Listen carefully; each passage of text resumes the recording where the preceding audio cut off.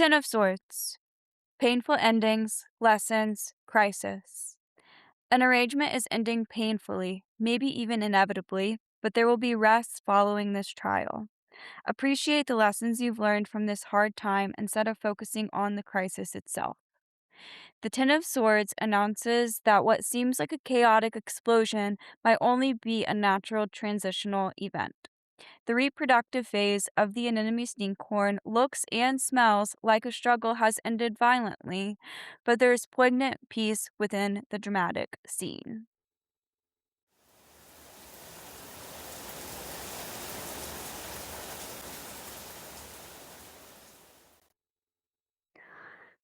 Woof, woof, woof, woof. Hopefully, you are not going through a heartbreak right now, and hopefully, you do not take my cute little tarot readings too seriously.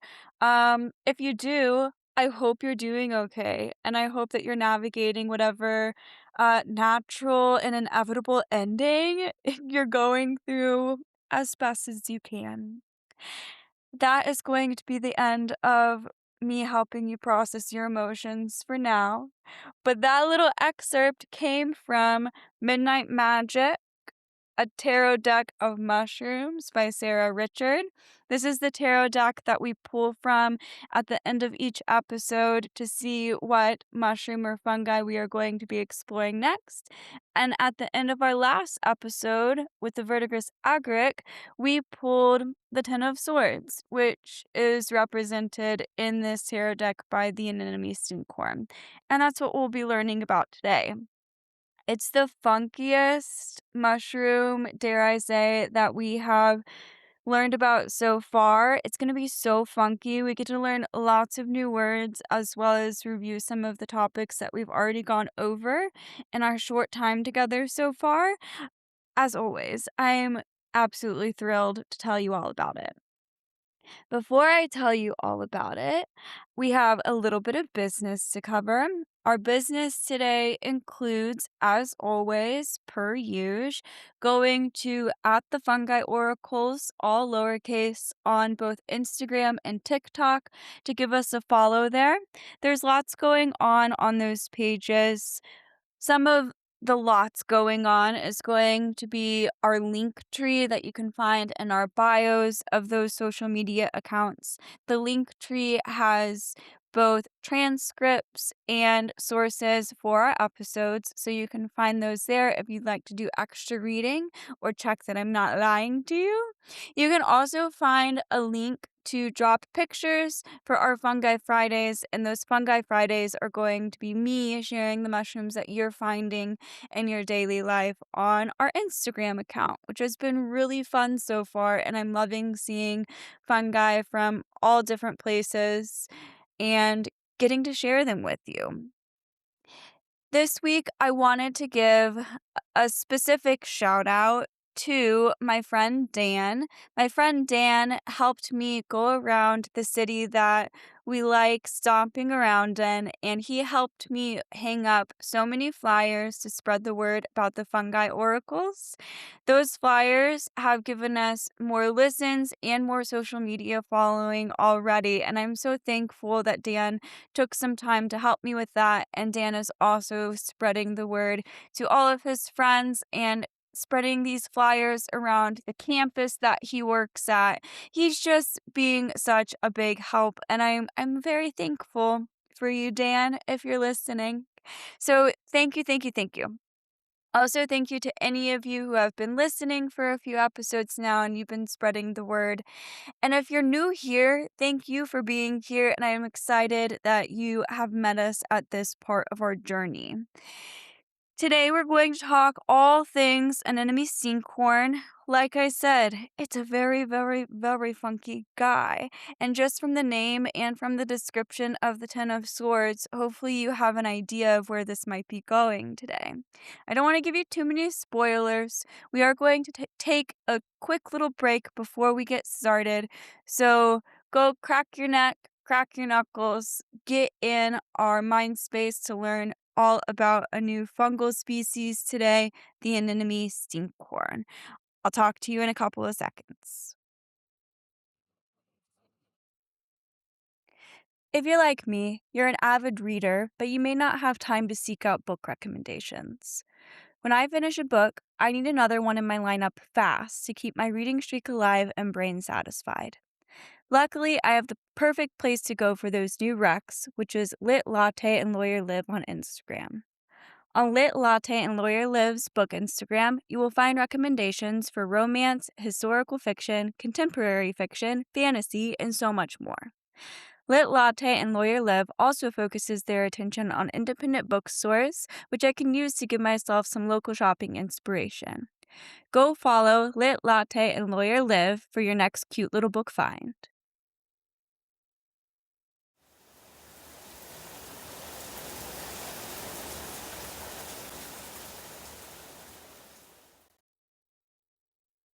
Well, let's get this show on the road, shall we?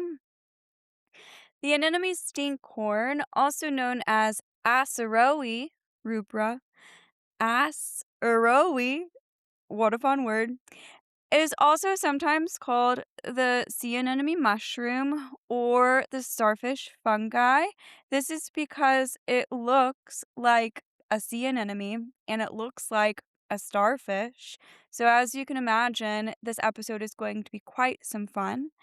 Today, we'll start with the anatomical structure and niche of this mushroom, and we'll kind of go through a similar agenda as we've been doing with all of these episodes. After we talk about its niche and anatomical structure, we'll talk about its life cycle, and then we'll get into the taxonomy and adaptations of the fungi. We'll talk about where we find this fungi today and where we found it throughout history.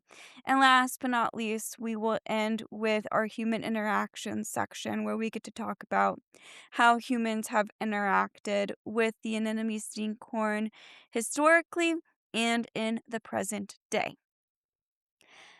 We're going to start with its niche. The anemone stinkhorn is another sapotrophic mushroom, meaning it's breaking down decaying organic material. It's getting its nutrients from externally decomposing materials like wood chips, leaf litter, or other decaying plant matter in the area that it is growing in. Remember, external decomposition is an important distinction, which is a lot different than what something like an earthworm would be doing, which would be ingesting dead material. An earthworm would eat up the decaying organic material and poop it out, and that does lend to more fertile soil and decomposition. But with our anemone stinkhorn, it's going to be an external decomposition where it's releasing chemical enzymes that are going to break down this decaying organic material in a different way.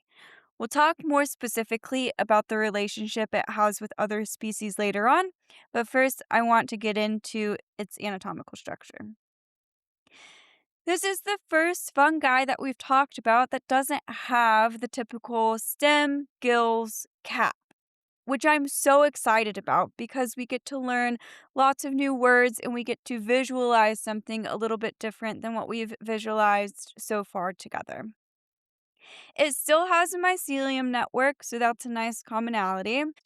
Like most saprotrophic species, they're going to be limited to the area where there is plenty of this decaying organic material to decompose.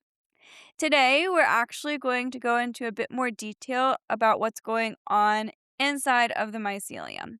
We're getting comfortable with each other now, right? I hope so. It's time to take our relationship to the next step. So, we're going to get a little bit more serious about our mycelium. Let's talk about it. The mycelium is made up of hyphae, or those thread like structures reaching out and collecting nutrients. The cells that are making up the hyphae have thick cell walls that form cross walls, and this typically happens during the process of mitosis when the cells are dividing. However, each cell has a pore in the middle of it. The pore gives the cells that form these cross walls with each other, which is just a connection, the ability to physically move cellular products and even organelles like our Golgi apparatus, ribosomes, lysosomes, etc., from one cell to another. This helps the mycelium network transport nutrients more readily, especially as the network is getting ready to form a fruiting body. And if there's not enough nutrients in one area of the mycelium network, then it will just transfer nutrients to that specific area. It's quite cool. The mycelium network of anemone stinkhorns also have what are called rhizomorphs. These rhizomorphs are dense areas of hyphae that act more like roots. And this is a little bit different than what we've talked about in the past. These root-like structures of the hyphae are going to take nutrients directly from the soil. So they don't have to be actively decomposing that dead material for the hyphae to take nutrients directly from the soil.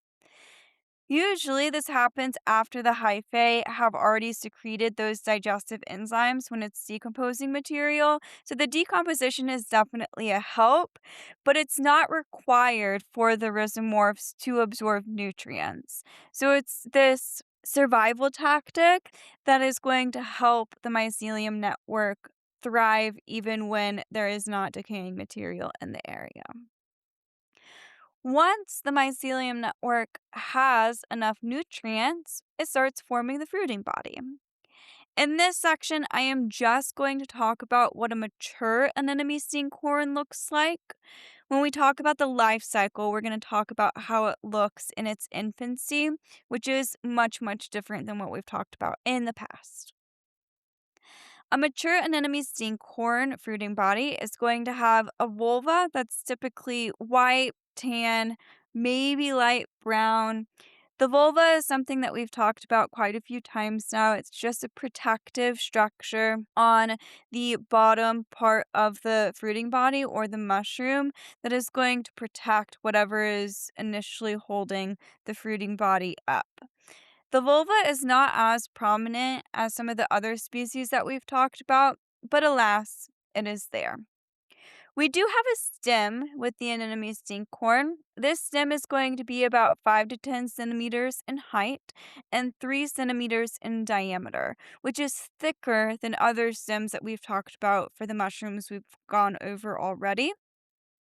This stem is described as spongy and hollow. If you look at pictures, you'll immediately understand the spongy description. I had to look at pictures to really understand why people were calling it spongy, but it does look like a sponge. It also looks very tissue-like. From the stem, we do not go up to gills and cap like we've seen in the past. Instead, bum bum bum, there are tentacles. There are tentacles. Tentacles. Things are getting weird. There are going to be 6 to 10 bright red tentacles. They're also called arms. And these tentacles are going to be 3.5 to 4 centimeters in length. And at the tip, they're going to divide into 2 different tips, which we call bifid tips. The tentacles and how these tentacles look lend the anemone stinkhorn to get that nickname of the sea anemone mushroom or starfish fungi. If you follow the tentacles back to the stem, so we're imagining we have that stem that's about 5 to 10 centimeters in height, and immediately we're breaking off into these tentacle-like structures that are bright red. On top of those tentacle-like structures, if you look back into the middle where all of those tentacles meet, we can sometimes have a hollow center in the middle of the stem. And then on the upper facing parts of those tentacles, there is going to be a dark olive brown slime. It's completely covering the fruiting body, and this slime is called gleba. I'm having so much fun. The gleba is going to be basically goo. We talked about goo structures a little bit a couple weeks ago with the verdigris agaric, but this goo is inherently different. It is not just a protective structure like the goo on the verdigris agaric was. The gleba, the slime that's on the anemone stinkhorn, holds the basidia cells that help with spore production for the anemone stinkhorn. So this dark, gross slime is actually responsible for a lot of the reproduction that's happening for the anemone stinkhorn. This gleba smells like rotting meat, which we're going to talk about a lot later, but I had to mention it because I think that's a very, very distinct fact that we just need to know from the beginning. Such a weird guy. And it's going to go all the way to the center where that hollow part of the stem is, and there's going to be just a glob of the gleba that is covering the stem, and it looks like this huge globby mass of goo just in the middle of the fungus.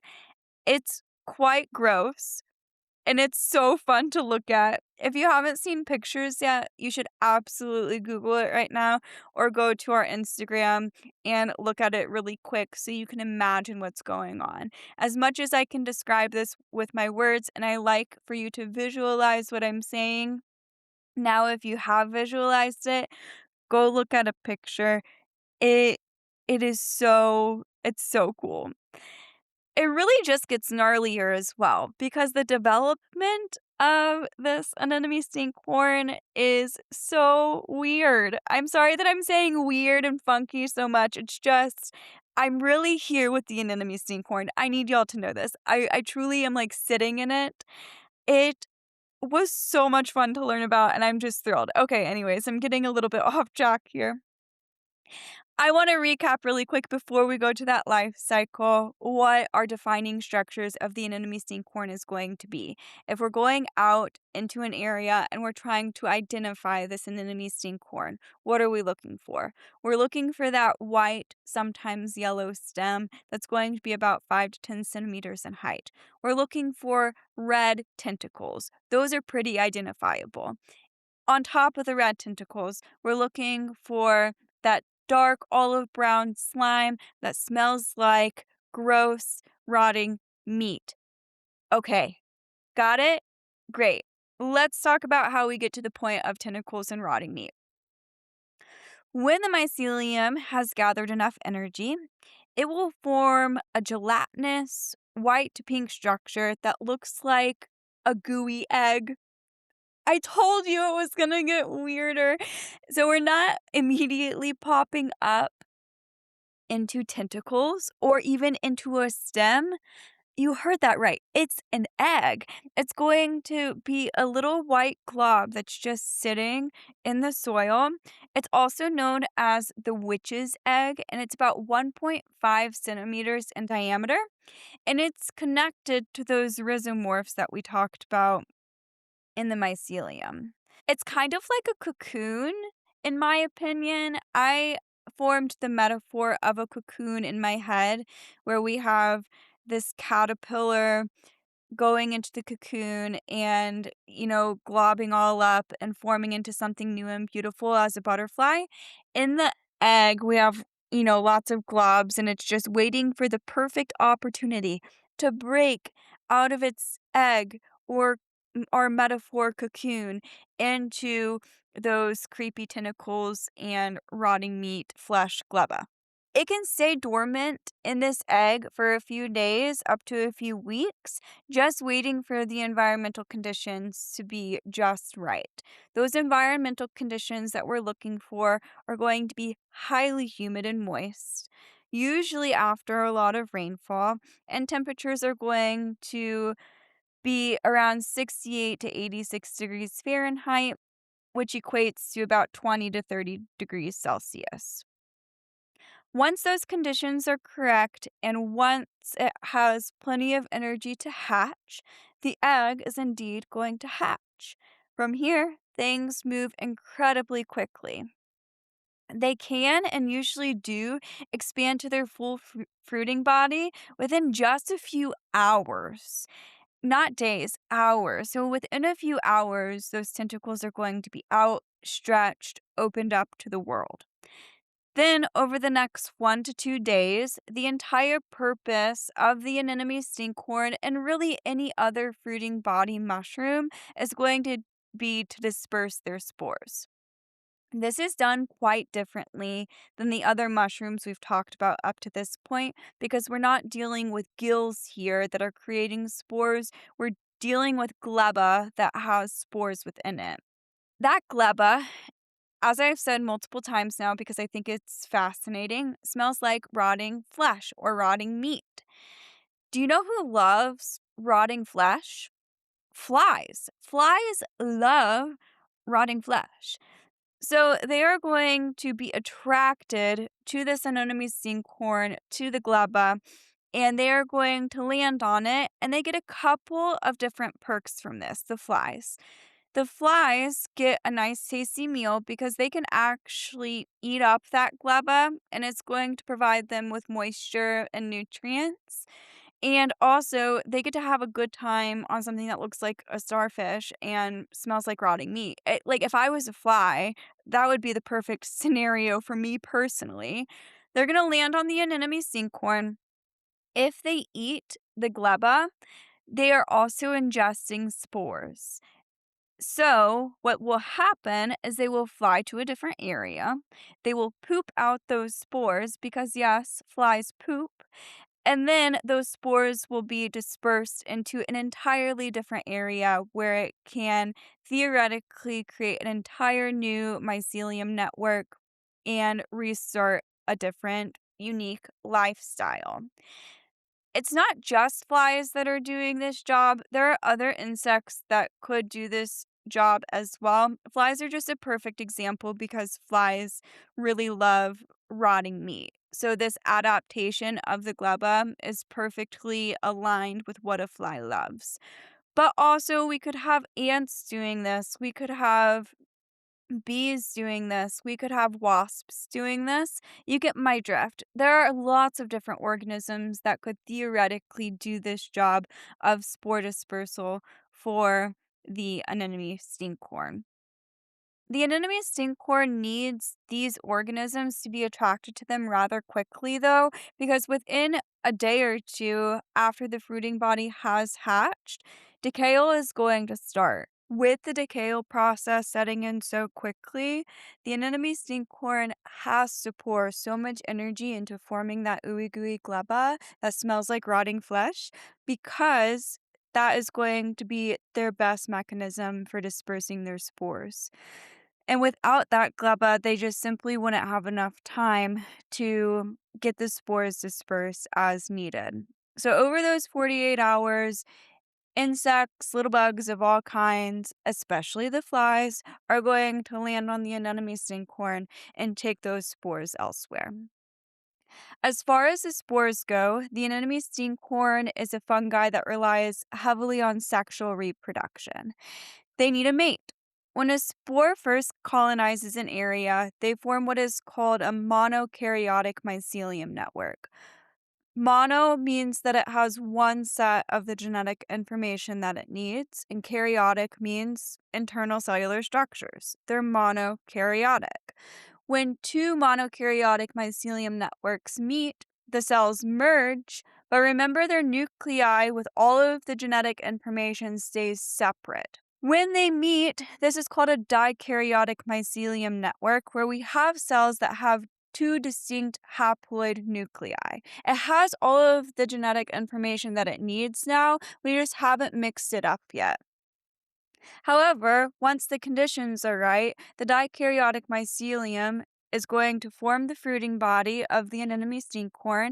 That's where the magic happens. Like our verdigris agaric a couple weeks ago, the anemone stinkhorn is a basidium fungi. It has the basidia cells that will assist those two distinct nuclei to merge their genetic material, and meiosis will happen. Meiosis is when we have the process of the genetic information that was in those two nuclei crossing over, mixing up, and we will then divide those cells out into four haploid cells. And those haploid cells are the spores that will then go on to different areas and form new mycelium networks. sexual reproduction. Technically, there has been evidence that we can transplant parts of mycelium networks of the anemone stinkhorns to different areas, and the mycelium network could still grow. That would be an example of asexual reproduction, the fragmentation, or the propagation. It has been proven, but it's incredibly difficult. And regardless, we would still need two compatible mycelium networks to meet underground to produce a new viable fruiting body. So, sexual reproduction is really going to be the star of the show with the anemone stinkhorn. Of course, once those spores are dispersed, created, and then dispersed, I should say, this whole process will start over again with the egg formation, it hatching, it getting those ooey gooey tentacles over and over and over again. Next, we are going to get into the taxonomy and adaptation of these funky guys before we are going to take another quick break. Go do some hip opening stretches, maybe. As you can tell, I really love stretching. Maybe eat a snack, and I'll talk to you in a couple minutes.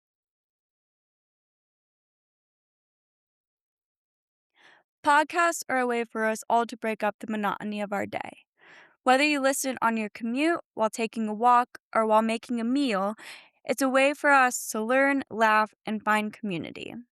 If you like the Fungi Oracles, you will most definitely enjoy this podcast Will Kill You. They talk all things infectious disease, discussing the biology, physiology, evolution, and historical impact of all sorts of pathogens. This podcast Will Kill You has been my go-to for years, and I always finish episodes feeling like I've learned something new and surprising. This is in no way a sponsorship, but just a friendly shout out to my favorite podcast of all time. This podcast Will Kill You. Go listen.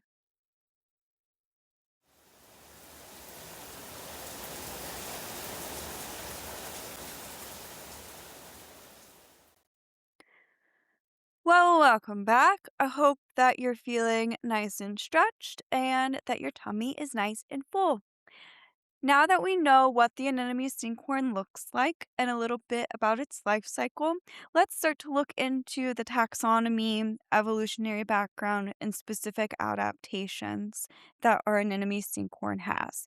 This will lead into our last segment where we talk about where we find these little guys and some human interactions. Shall we? We're going to back it up a bit today because the past few episodes we've mainly just focused on the families, genus, and species of these particular fungi. But I wanted to back it up further today with the anemone stinkhorn. Let's talk about some Bio 101. In taxonomy, we have our kingdom, phylum, class, order, family, genus, species. I warned you last episode that sometimes we are going to start way back with the phylum, and that's what we'll be doing today. It's these really big groups that we categorize on a holistic level. We're going to be saying some big words. I'm going to try to take it a little bit slow and explain what these words mean, as well as how the anemone stinkhorn fits into those specific classifications. Let's start with our phylum. The phylum for the anemone stinkhorn is going to be Basidia mycota. Basidia mycota is where we have those two nuclei and we're dikaryotic and we're forming spores through the process of sexual reproduction using Basidia cells and creating Basidia spores. All of the fungi we've talked about so far have been within this phylum. Basidia mycota, as a phylum, started to evolve from fungal ancestors approximately 650 to 900 million years ago, when a lot of organisms were starting to evolve to land environments. So we're going from fungal species that are living in the water to fungal species that are living on land. Now, its class, we're getting a little bit more specific here, is going to be Agaricomycetes. All the fungi that we've talked about so far have also fallen within the class of Agaricomycetes. These Agaricomycetes evolved from flat mushrooms about 250 to 300 million years ago, and what made it different is that it's going to be a freestanding mushroom that has a stem and comes up off of the ground a bit. Now, the order for our anemone stinkhorn is Phalaenopes, and this is where things start to get much, much more specific. Phalaenopes comes from the word phallic, which refers to anything that resembles, are we ready for it? An erect human penis. Womp womp. Fungi within phalaenopes are also known for being particularly stinky and are generally classified as the quote stinkhorns. We have multiple fungi species that are going to be stinky and are going to be classified as these stinkhorns. They have the gleba, they're going to be stinky, they look like a penis. How unfortunate for them. These started to evolve about 150 to 200 million years ago, which means they evolved during the Jurassic period when we started to see fungi evolve from truffle like ancestors, which grew completely under the ground. Phalaenopes pops up. So we're going from truffles that are staying under the ground to erect mushrooms that are up out of the soil. Anemone stinkhorns then fall within the family of Phalaenopes. Hold on, let me try that again. Phalaenopes. Okay, Phalaenopes. We get more specific within this family because of the single, unbranched stem and externally attached spores. It's different than what we were seeing with prior mushrooms that we talked about because we didn't have spores that were going to be externally attached. They were within the gills. Now, within our anemone stinkhorn, we have spores that are just sitting on top of the fruiting body, which is going to make it a little bit different, and that's why it falls within this family of Phalaenopes. The genus is Azaroe. Azaroe, as a word, translates directly to disgusting juice. Pretty specific there, referring to the disgusting juice of the gleba on top of the anemone stinkhorn. There are only 3 to 7 species, depending on the classification system used. Still a little bit debated on which mushrooms or which fungal species are falling into Arazaroe, but people are pretty confident that our anemone stinkhorn is falling into Arazaroe. Arazaroe are also known for their star shape. So, in between the disgusting juice and the star shape, they're a nice little Arazaroe. Then we have the specific species named rubra, which means red, and that's how it's standing out from other species within the genus Arazaroe.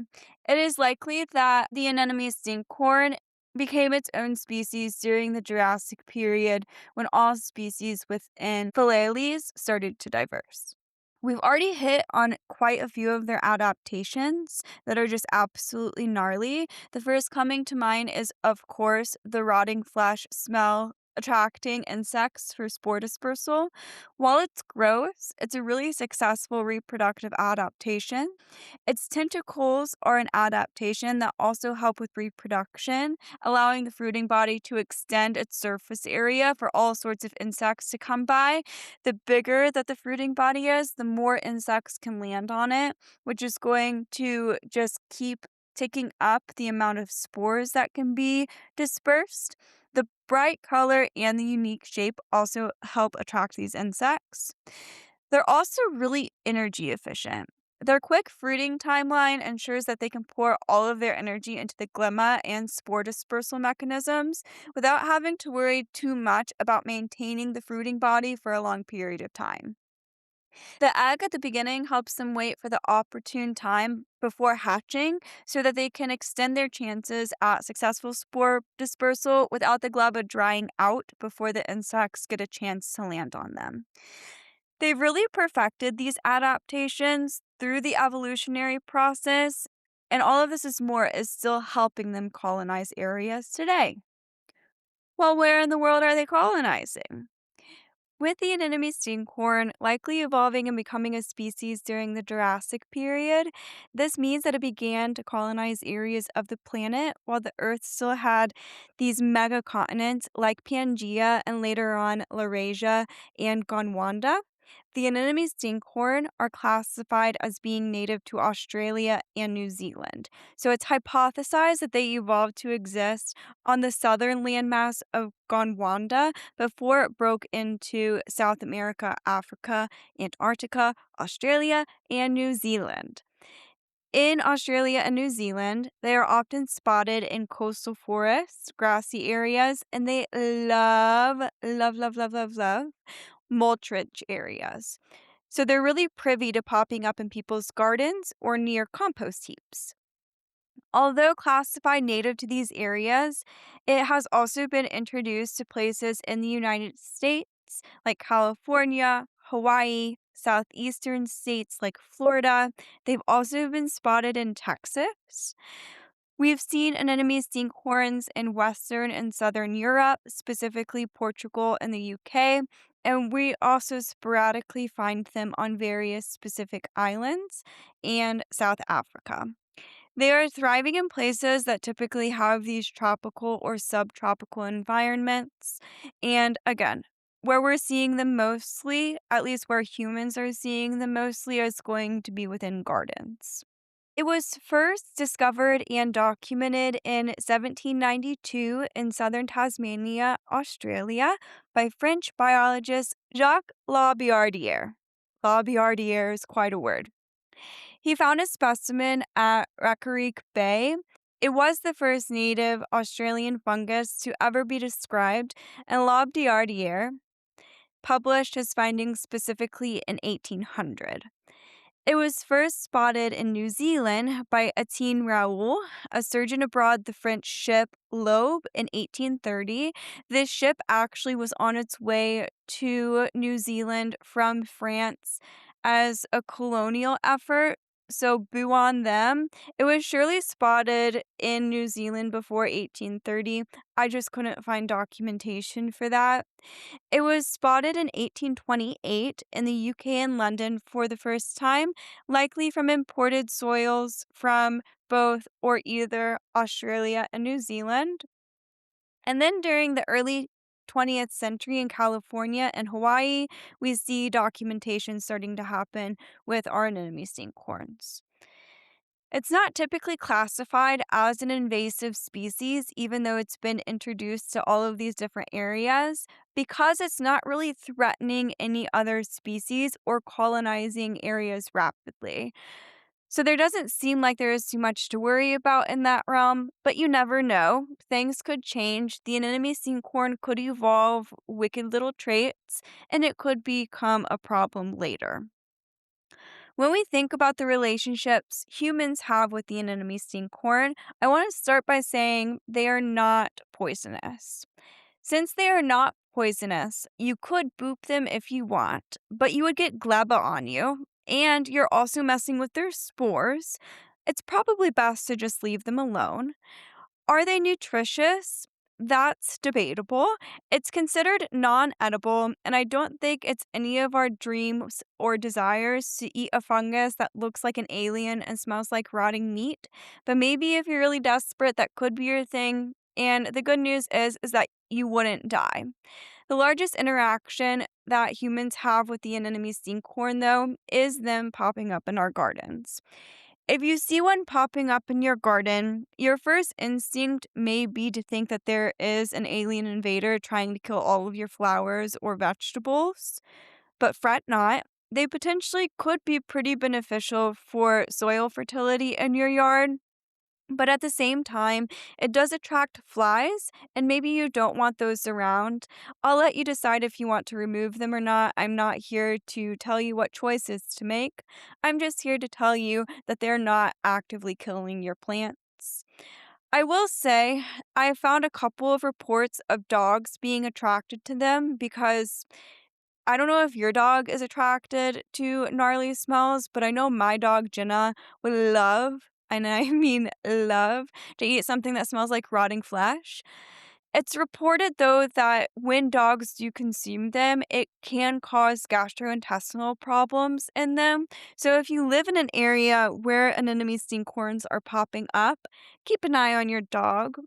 Good rule of thumb is never to let your dog eat a mushroom that is coming out of the ground It's just simply not safe. We learned that during our death cap episode. They could die. I don't want your dog to die.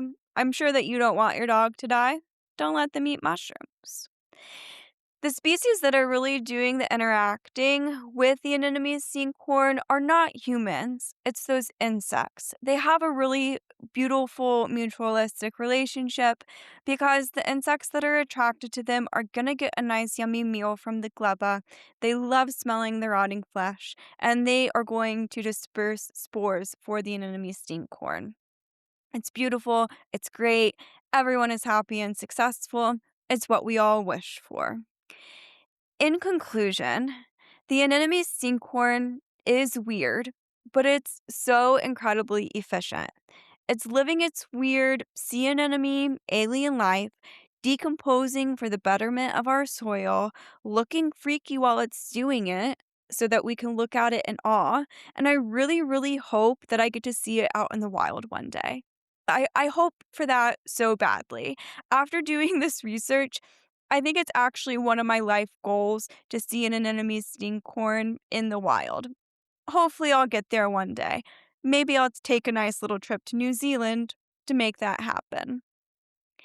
That, my friends, takes us to the very end of our anemone stinkhorn.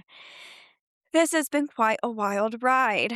As you probably were able to tell, I really enjoyed the anemone stinkhorn. I thought it was ooey gooey fabulous, and the pictures of it are just absolutely incredible. As always, before I give you your homework assignments, we have one more thing to do. And that one more thing to do is to go to Midnight Magic to see where we're headed in a couple of weeks. Let's get to it.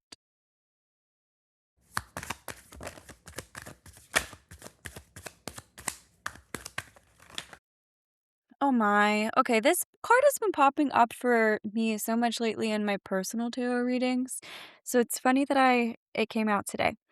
The Hierophant, which is represented by the turkey tail.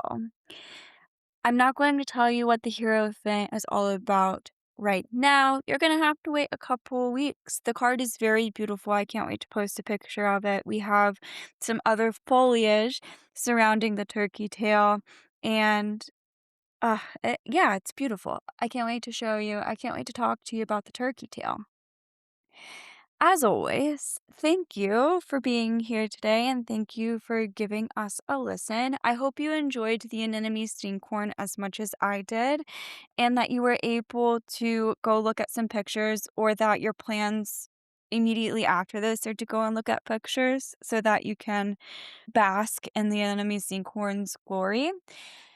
As you are wrapping up today's episode, please, if you haven't already, go ahead and go to our social media accounts at the Fungi Oracles, all lowercase. Take some pictures of fungi throughout the next couple of weeks. Upload those to the Google form that is in our link tree so I can share your fungi pictures with the world. Go and look at our sources for today's episode. Do some extra reading if you'd like to about the Anemone Stinkhorn. It's a pretty cool guy. And simply let me know if you have any questions about it. I'm always open for you all to be sending me questions about the fungi that we discuss. And if you send me questions either through TikTok or through Instagram, I will look up those questions and I will do my absolute darndest to answer them for you on future episodes. I'm always, always, always free and very down to go back to previous episodes and to look into them a little bit more, clear up any misconceptions, or go into a little bit more detail where you all want to or not. Thank you for being here. Thank you, thank you, thank you. And I can't wait to talk to you in a couple of weeks about the turkey tail. Bye, y'all.